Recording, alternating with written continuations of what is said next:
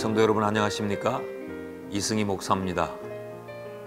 우리가 어제는 부활주일로 지켰지요.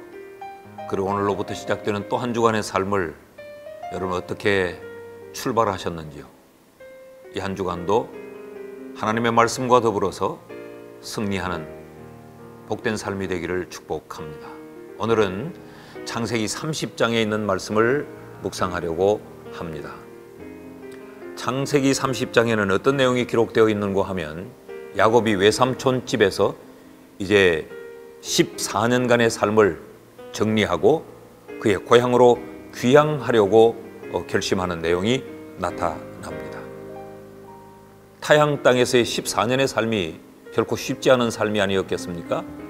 그러나 그럼에도 불구하고 야곱은 그곳에서 사랑하는 여인 라헬을 얻기 위해 그 14년의 시간을 한결같이 지나왔습니다. 이제 삼촌과 약속한 시간이 다 되어서 그는 고향으로 돌아오려고 하는데 그때 외삼촌 라반이 야곱을 붙들어 귀향의 길을 가로막습니다. 27절 말씀을 보면 라반이 그에게 이르되 여호와께서 너로 말미암아 내게 복 주신 줄을 내가 깨달았노니 네가 나를 사랑스럽게 여기거든 그대로 있으라. 여기 그대로 있어 달라고 야곱을 붙들고 귀향을 만류합니다. 그래서 야곱은 다시 외삼촌의 집에 주저앉아서 6년이라는 세월을 더 머물게 됩니다. 이 시간을 지나는 동안 야곱이 부자가 됩니다. 야곱이 번창하는 그 기록을 보면 대단히 신비로움을 우리가 느낄 수 있습니다. 야곱은 외삼촌에게 자신의 품삯을 이렇게 요구합니다. 내가 삼촌의 요구대로 삼촌 집에 더 머물 텐데 내가 다른 것은 원하지 않습니다. 삼촌의 그 양과 염소떼 가운데 이제 앞으로 새끼를 낳게 되면 아롱진 것, 점 있는 것, 검은 것들을 내게 주십시오라고 요구를 합니다. 이 야곱의 요구는 그렇게 무리한 요구가 아닙니다. 아롱지고 점 있는 것, 이것은 귀한 상품의 가치가 없는 것이지요.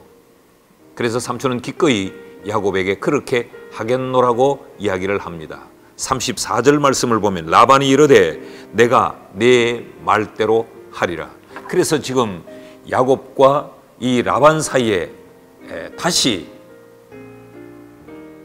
품삯에 대한 약속이 이루어집니다.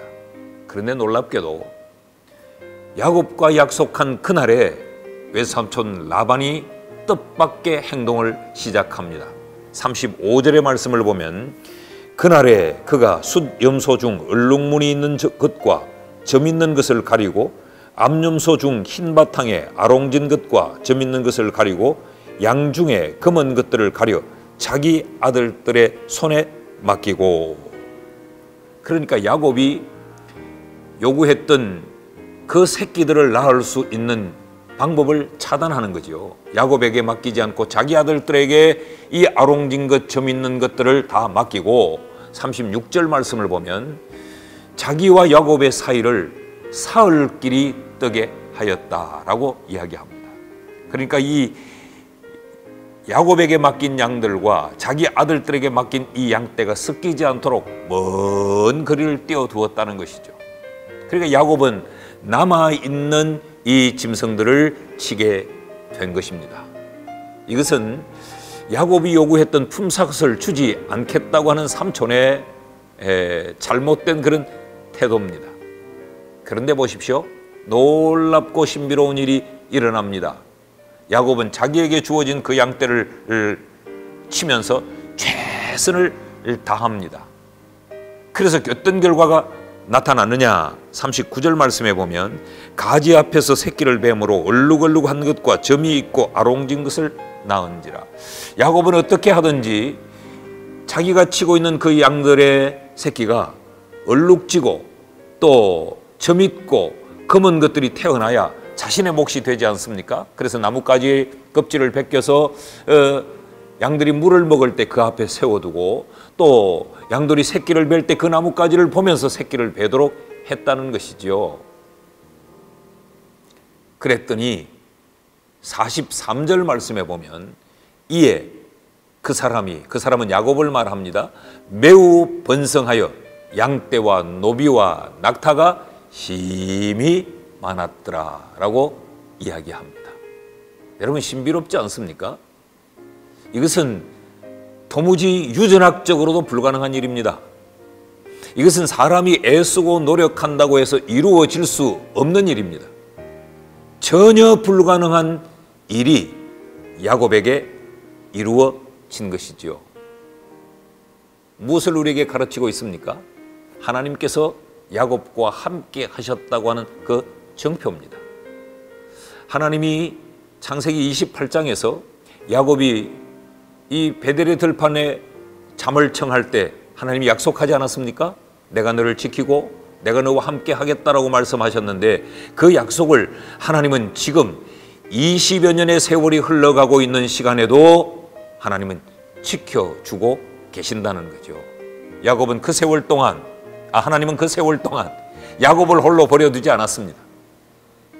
야곱과 함께 하셨고 그 야곱의 수고하고 애쓰는 것을 하나님은 곁에서 도우시고 지켜주신 것이죠. 이것이 하나님의 은혜입니다. 여러분, 하나님이 무슨 일인들 못하시겠습니까?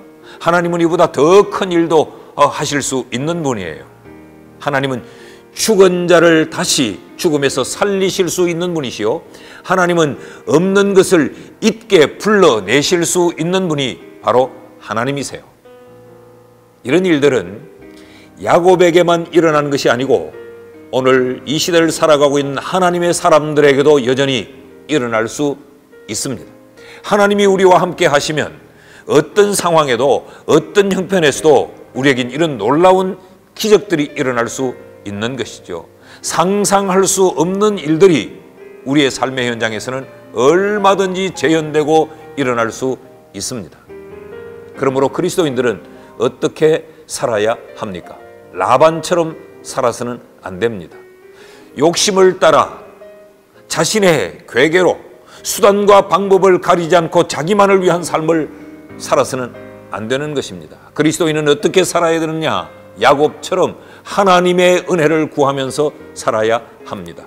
지금 손해를 보는 것 같지만 하나님의 은혜를 구하며 살면 그 하나님께서 은혜를 베푸셔서 상상할 수 없는 신비로운 일들로 우리에게 채워주시고 우리를 축복해 주시는 것입니다. 오늘 야곱과 이 라반의 이 묘한 이 관계 속에서 하나님이 그리스도인 된 우리가 어떻게 살아야 하는지를 일러 주셨습니다. 사랑하는 여러분, 오늘 하루 어떻게 사셨습니까? 라반의 길을 걸고 하루를 지나셨습니까? 아니면 야곱의 길을 걸으며 하루를 살아오셨습니까? 세상은 우리에게 라반처럼 사는 것이 지혜로운 일이라고 가르칩니다. 그러나 성경은 하나님이 복 주시는 삶의 길은 야곱과 같은 길이라고 말합니다. 하나님의 은혜를 구하면서 욕심을 따라 살지 않고 하나님의 인도하심을 따라 살아 우리의 삶이 번성하고 복될 수 있기를 주의 이름으로 축복합니다. 기도하겠습니다. 사랑하시는 하나님 아버지, 오늘도 우리에게 이 말씀을 허락하셔서 자칫 라반처럼 세상을 흉내내며 살아가기 쉬운 우리들에게 하나님의 은혜를 구하며 살라고 말씀해 주시니 감사합니다. 불가능해 보이는 일일지라도 하나님이 하실 수 있음을 믿고 하나님을 신뢰하며 사는 저희가 되게 해 주시옵소서. 예수님의 이름으로 기도하옵나이다. 아멘.